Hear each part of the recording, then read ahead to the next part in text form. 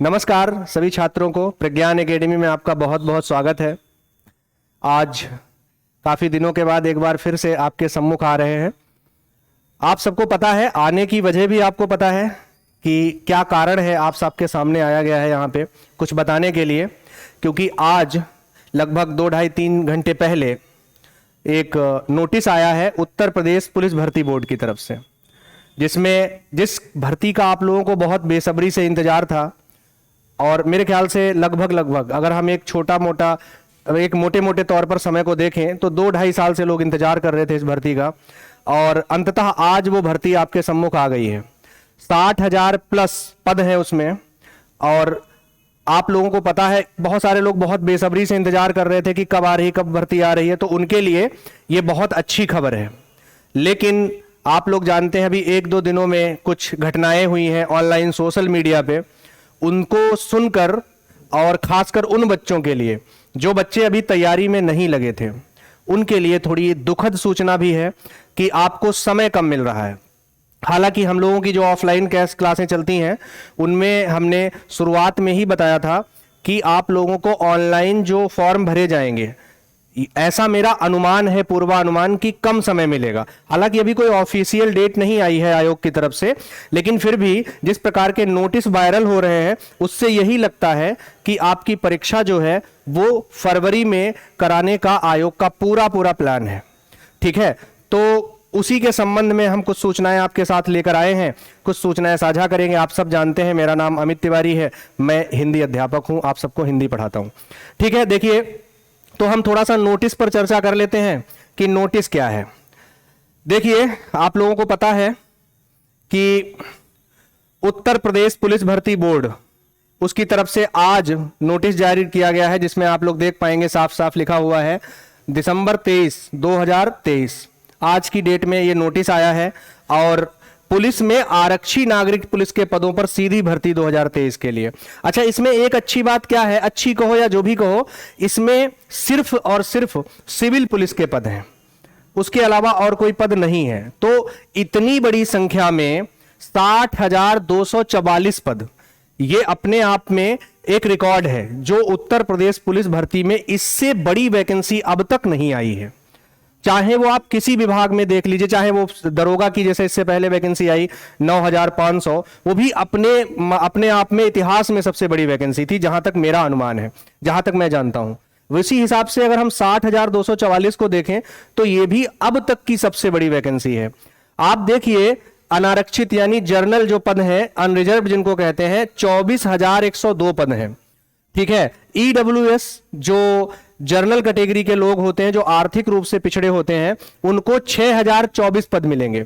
अब ऐसा मत सोचिएगा कि सिर्फ उनके लिए 6,000 हैं, अगर आप जर्नल में जाते हैं तो आपको 24,000 में शामिल किया जाएगा। उसके साथ देखें अन्य पिछड़ा वर्ग के 16,264 पद हैं। अगर हम अनुसूचित जाति, जिसको हम एससी कहते हैं, शेड्यूल्ड कास्ट, उसके 12,650 पद हैं, और साथ ही अनुसूचित जनजाति, जिसको हम एसटी कहते हैं, वो हमारे 1,204 पद हैं। कुल मिला के सबका टोटल जो योग बन रहा है वो 60,244 पद हैं, और ये आपके लिए बहुत बड़ी वैकेंसी है मेरे हिसाब से। जो बच्चे इस भर्ती में तैयारी कर रहे हैं या पीछे से करते आ रहे हैं, यदि आप इस भर्ती के सभी क्राइटेरिया फॉलो करते हैं, पूरे करते हैं, तो फिर आपके लिए इससे बड़ा गोल्डन चांस कोई नहीं हो सकता है। एक बार आप पूरी दम लगा दीजिए, 1-1.25 महीना जो भी बचा है उसमें हम आपके लिए बस 2 लाइनें बोलना चाहेंगे कि वसुधा का नेता कौन हुआ, भूखंड विजेता कौन हुआ, अतुलित यश क्रेता कौन हुआ, नवधर्म प्रणेता कौन हुआ। जानते हैं कौन हुआ? जिसने न कभी आराम किया, विघ्नों में रहकर काम किया। घबराइए नहीं, डरिए नहीं, किसी प्रकार का भय नहीं होना चाहिए। कम समय है, कोई दिक्कत नहीं, लड़ेंगे, और इतनी ताकत के साथ, शिद्दत के साथ लड़ेंगे कि हम फतेह कर जाएंगे। ये आपको करना है। अब आराम करने का समय नहीं रहा। आपके लिए ये 1.5 महीना जो है वो सबसे चुनौती भरा और सबसे चैलेंजिंग, अब ये कहें हम अवसर का भी मौका है। आप अगर इन 1.5 महीने में मेहनत कर ले गए तो आपका जीवन अच्छा हो जाएगा, एक नौकरी आपके हाथ में आ जाएगी, क्योंकि बहुत संख्या है पदों की। थोड़ा सा आगे बढ़ते हैं, समय कम लेंगे, आपको बता दें इसके फॉर्म भरने की जो तिथि है वो है 27/12/2023 से शुरू है, यानी 27 तारीख से शुरू हो जाएंगे इसके फॉर्म भरना। आज 23 तारीख है, आप जानते हैं, तो 27 तारीख से हम लोग फॉर्म इसके भर सकते हैं। और इसके फॉर्म भरने की जो अंतिम तिथि, ऑनलाइन आपको फॉर्म भरने हैं 16/1/2024, 16 जनवरी तक आप भर सकते हैं इसके फॉर्म को। हालांकि अगर कोई गलती, कोई त्रुटि हो जाए, जो कि आपको नहीं करनी है, अगर कोई त्रुटि हो जाती है आपसे तो आप इसमें करेक्शन कर सकते हो 18 तारीख तक, 18 जनवरी तक, बस। इसके आगे की कहानी बंद हो जाएगी, इसके बाद आपको शायद मौका नहीं मिलेगा। इसकी फीस 400 रुपए है और ये लिखा हुआ है कि 400 रुपए जो है वो सबके लिए है, तो आपको 400 रुपए पे करने पड़ेंगे जो फॉर्म भरते समय इसकी फीस रहेगी वो। अगर हम बात करें आयु की, सबसे बड़ा प्रश्न आपके लिए आयु वाला है कि इसमें आयु का क्या क्राइटेरिया रखा गया है सर। तो देखिए, यह है आयु संबंधी इस नोटिस में। भर्ती के लिए यह आवश्यक है कि पुरुष अभ्यर्थियों ने दिनांक 1/7/2023, जो जुलाई का वर्ष गया है, पिछला 1 जुलाई का महीना 2023 में जो अभी गुजरा है, जुलाई का समय को 18 वर्ष की आयु प्राप्त कर ली हो। यानी 1 जुलाई 2023 जब है तो 18 वर्ष से वो कम का नहीं होना चाहिए। और क्या लिखा है, और 22 वर्ष की आयु प्राप्त ना की हो, यानी ये कहने का मतलब है वो पूरे 22 वर्ष का ना हुआ हो, 22 वर्ष से कम होना चाहिए। इसका मतलब 22 वर्ष आप मान सकते हैं, यानी 1/7/2023 को 22 वर्ष का ना हो और 18 वर्ष से कम ना हो। इस स्थिति में अगर आप आते हैं तो आपको उसमें साथ में और भी दिया है आसान करने के लिए कि 2 जुलाई 2001 से पहले का जन्म नहीं होना चाहिए और 1 जुलाई 2005 के बाद का जन्म नहीं होना चाहिए।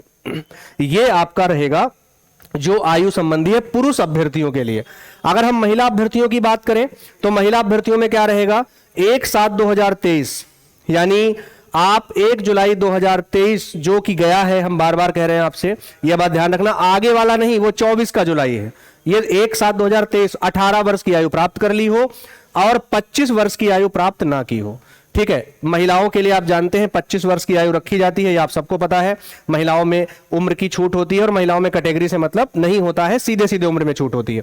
2 जुलाई 1998 से पूर्व का जन्म नहीं होना चाहिए और 1 जुलाई 2005 के बाद का जन्म नहीं होना चाहिए। अच्छा, आप लोगों के मन में कंफ्यूजन आ रही होगी कि सर फिर क्या ये सबके लिए आयु है? बिल्कुल नहीं, ये केवल और केवल अनारक्षित वर्ग के लिए है। जो ऊपर वाली आयु हमने बताई है आपको, पुरुष वाली, इसमें ओबीसी, एससी और एसटी, उनको सरकार के द्वारा दिए गए आरक्षण के हिसाब से उस आयु में छूट मिलेगी। वो आपके नोटिफिकेशन में आगे भी लिखा हुआ है। सारा नोटिफिकेशन तो हम नहीं पढ़ सकते क्योंकि उसमें बहुत समय लग जाएगा, पर आगे हम चलते हैं। आपको सबसे प्रमुख बात बता दें, जो सबसे प्रमुख बात है वो आप लोग सुन लीजिए। 1 सेकंड का समय दीजिए, हम आपको दिखा देते हैं।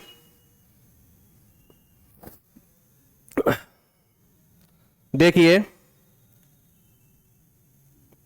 इसमें सिलेबस का क्या सीन रहेगा ये आप देख सकते हैं। ये आपका लिखित परीक्षा का पाठ्यक्रम है। तो लिखित परीक्षा के पाठ्यक्रम में सामान्य ज्ञान लगभग आपको सारी चीजें पढ़नी है सामान्य ज्ञान में।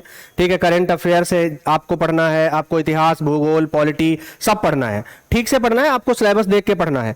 हम अगर बात करें अपने हिंदी में, क्योंकि हम आपको हिंदी पढ़ा रहे हैं, तो हिंदी में सिलेबस क्या रहेगा, हिंदी और अन्य भारतीय भाषाएं पहला चैप्टर है। यानी कि मतलब कहने का यह है कि हो सकता है कोई ऐसा भी प्रश्न आ जाए जो, जैसे संस्कृत से भी कोई प्रश्न पूछ सकते हैं, तो अन्य भाषाओं का मतलब जो हिंदी से संबंधित है, या फिर वो ये कह सकता है बताइए भारत की सबसे पुरानी भाषा कौन सी है, ऐसे टाइप से क्वेश्चन आ सकते हैं। तो ये हो गया हिंदी और अन्य भारतीय भाषाएं। फिर अगर हम बात करें हिंदी व्याकरण का मौलिक ज्ञान, तो हिंदी व्याकरण का जो मौलिक ज्ञान है वो भी आपको होना चाहिए। ठीक है, उसके साथ में और क्या है देखिए, उसके साथ में हम आपको बताते हैं। तो देखिए, ये तो हो गया हिंदी व्याकरण का मौलिक ज्ञान। ठीक है, फिर लिखा है वर्णमाला, हिंदी वर्णमाला, ये आपको पढ़ना है। तत्सम तद्भव, तद्भव तत्सम पढ़ने हैं, पर्यायवाची पढ़ने हैं, विलोम पढ़ने हैं, अनेकार्थक पढ़ने हैं, वाक्यांश के स्थान पर एक शब्द यानी वाक्यांश के लिए एक शब्द पढ़ना है, समरूपी भिन्नार्थक शब्द पढ़ने हैं, अशुद्ध वाक्यों के लिए शुद्ध करना, इसी में वर्तनी भी आ जाएगी। जो अशुद्ध वाक्यों के लिए शुद्धि है उसमें वर्तनी भी होगी। लिंग, वचन, कारक ये सारे आएंगे। सर्वनाम आपसे पूछे जाएंगे, विशेषण पूछे जाएंगे, क्रिया पूछी जाएगी, काल, वाच्य, अव्यय, उपसर्ग, प्रत्यय, संधि, समास, ठीक है, विराम चिन्ह, मुहावरे एवं लोकोक्तियां और रस, छंद, अलंकार आदि। ये तो है व्याकरण का। फिर कह रहा है अपठित बोध यानी कि जो गद्यांश आता है उससे भी क्वेश्चन आएंगे, लगभग 2-3 क्वेश्चन मेरे ख्याल से रहने वाले हैं। उसके बाद विराम चिन्ह से क्वेश्चन आ सकता है, मुहावरे, लोकोक्तियों से ये तो हो गया। प्रसिद्ध कवि, लेखक एवं उनकी प्रसिद्ध रचनाएं। हालांकि पिछले पेपर को अगर हम लोग देखें तो आपको पता है हर पेपर में 2 से ऊपर रचनाएं नहीं आई थी। 2 रचनाएं आई थी और वो भी बहुत बेसिक सी, कभी कामैनी पूछ रहा था तो कभी उर्वशी पूछ रहा था। इस तरीके से आयोग ने क्वेश्चन पूछे थे। तो बहुत आप डरिए नहीं कि आपको सारा कुछ इसमें पढ़ना होगा, ऐसा कुछ नहीं है, तो घबराइए बिल्कुल नहीं। रही बात आगे की सिलेबस की, तो हिंदी भाषा में पुरस्कार, पुरस्कार से भी क्वेश्चन आ सकता है, जैसे ज्ञानपीठ पूछ सकता है। अभी आप लोगों ने पढ़ाई है, अभी कल परसों की ही एक खबर है कि साहित्य अकादमी पुरस्कार जो है वो संजीव जी को मिला है, ठीक है, ये अभी लेटेस्ट न्यूज है। तो इस तरीके की चीजें ये भी पूछी जा सकती हैं आपसे। और साथ में एक ऑप्शन और दे रखा है उसने, एक और छठा दे रखा है विविध। विविध का मतलब समझते हैं आप? विविध का मतलब ये हुआ कि वो आपसे और भी कुछ हिंदी से संबंधित पूछ सकता है, ठीक है। ये सिलेबस का हिस्सा है हिंदी का। तो आप लोग डरिए नहीं, घबराइए नहीं, चिंता मत करिए। समय तो कम है, ये बात हम भी जानते हैं और आप भी जानते हैं, लेकिन कम समय होना एक चुनौती है आपके लिए, और हो सकता है ये कम समय आपके लिए वरदान भी साबित हो जाए।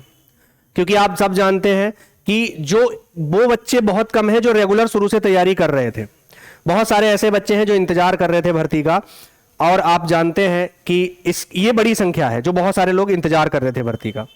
तो भैया आप भी उसी में से हैं, पर आपको मेहनत थोड़ी ज़्यादा करनी पड़ेगी अन्य लोगों की अपेक्षा। बस आप लग जाइए मेहनत से। ये एक मौका है, चुनाव से पहले आपकी परीक्षा हो जाएगी, संभवतः चुनाव के बाद आपको ज्वाइनिंग मिल जाएगी, ठीक है। तो अगले वर्ष इन दिनों आप कहीं ट्रेनिंग में होंगे। ये अगर आपका सपना है वर्दी का तो आप लग जाइए, बस पूरी मेहनत और ताकत के साथ लग जाइए।